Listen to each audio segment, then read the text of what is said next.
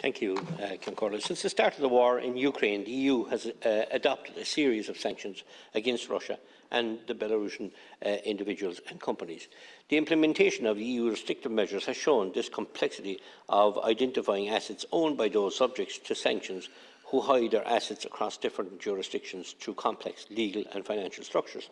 Those who wish to conceal their assets are helped by existing legal loopholes, as the criminal law provisions on breaches of the EU sanctions vary across member states. Minister, the inconsistent enforcement of restrictive measures undermines the EU's ability to speak with one voice, according to the EU Commission.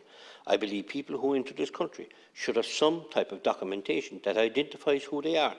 We are so strict with our own laws when it comes to people who have resided here for years, yet we let every person who is running from a war into Ireland without, or maybe in some cases without a war, without any ID. I have two athletes. At the moment, one is supposed to be competing in the European Games representing Ireland, Minister, but can't get his foreign birth registration expedited so he can represent Ireland. He's living and working in Ireland for years.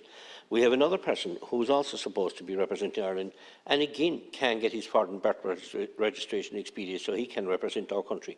Yet we have no problem handing out IDs and welfare to people who have nothing to do with Ireland and who in some cases could cause a serious danger to Ireland, as I've seen recently when one of the biggest hitmen in the world was residing in Ireland, which we didn't realise until he was extradited recently, and correctly so. I do understand most of these people are genuine, and there is very genuine people coming in here too, Minister. I wouldn't acknowledge that too.